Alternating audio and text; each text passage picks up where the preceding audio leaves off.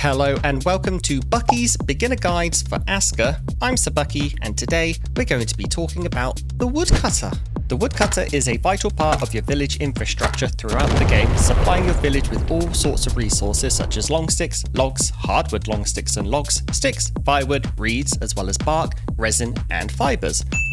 But more on those last three in a minute. The Woodcutter is located in the Basic Structures tab of your build menu and comes in three tiers: the pit, the hut, and the house.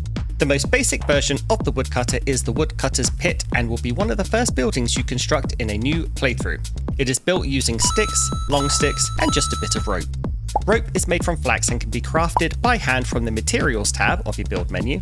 Though sticks can be gathered from any nearby dwarf spruce, I would instead recommend chopping down any of the nearby young firs first, as they not only drop more sticks, but they'll also drop the two long sticks you need. Once built, you can assign a single villager here who will then go about their day gathering sticks, long sticks, bark, and thatch. Just make sure they have access to simple stone axes, and you'll soon have a nice, healthy supply of wood for expanding your early village. To upgrade your Woodcutter's Pit into a Woodcutter's Hut, you're going to first need to have to unlock and build the workshop pit, and then craft yourself a large stone axe there. You can learn more about the workshop pit as well as the other tiers in the Workshop Beginner's Guide, linked below. The workshop pit itself is the prerequisite building for unlocking the Woodcutter's Hut, and the reason you'll need a heavy stone axe from it is because one of the resources needed to build or upgrade to the Woodcutter's Hut is logs. And logs can only be harvested from fir trees using the large stone axe or better. If you're ever unsure about what trees can be harvested for what resource, just read over the tooltip that pops up on screen when targeting them. Once you have your Woodcutter's Hut up and running, you'll be able to assign up to 2 workers here, and these workers will now have access to additional building storage as well as additional gathering tasks, which includes the ability for them to gather logs themselves. And do not worry about the hardwood logs and long sticks at this point, because those two do require the iron axe, and we're just not there yet, are we? Just remember to have a supply of heavy stone axes be crafted at your workshop, as, like you, your woodcutters do require these in order to harvest the logs. To upgrade your Woodcutter's Hut into a Woodcutter's House requires a lot more legwork, as you are going to need to unlock a whole bunch of mid-game buildings, as well as unlocking and forging iron tools. In short, these higher tier buildings are built using wooden posts, beams, planks, and shafts, which are harvested from birch trees using iron axes and refined at the carpenter using iron axes or iron draw knives. This whole process is definitely outside of the scope of this beginner's guide, so be sure to check out my other guides or let's plays when you reach this stage of the game yourself. Once built, the Woodcutter's House opens up a third workplace and additional storage. And that wraps up the Woodcutter's building overview. Now let me share some of my favourite tips and tricks for your woodcutters to help make your game a little bit more efficient.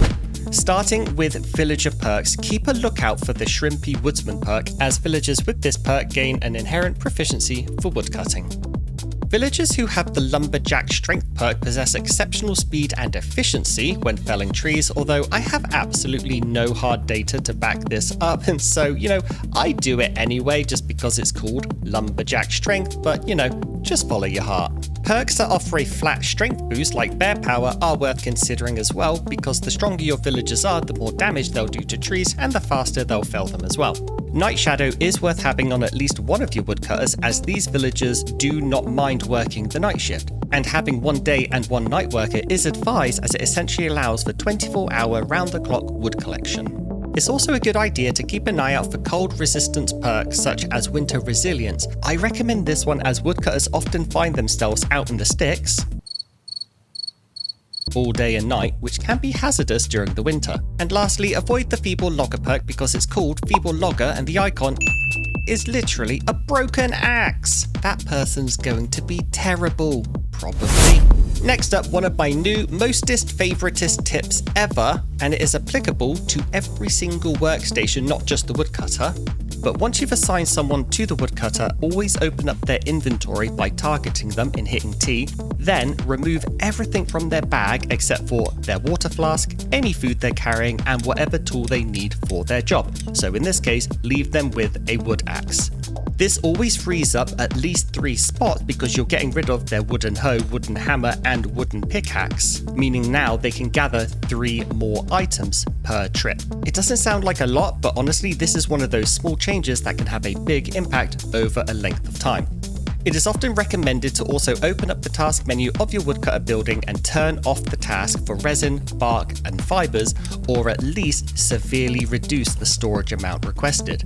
If left at their default values, your woodcutters will aim to fill these storages entirely, meaning they will quite happily run around all day and all night lopping down entire trees just for a handful of resin, or they'll go around tearing up all your long sticks for a sliver of bark, or they'll rip up all of your bark for a fistful of fibers. This can result in your beautiful woodlands turning into a literal stumpy parking lot.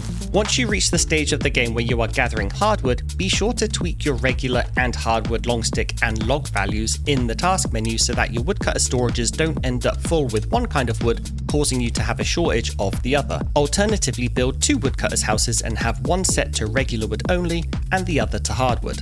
And finally, if you want to level yours or your woodcutter skill faster, then go ahead and build the Earth runestone and assign a shaman to it. When active, this runestone buffs everyone in your village with 3 stars of woodcutting proficiency, helping you to level faster in this skill.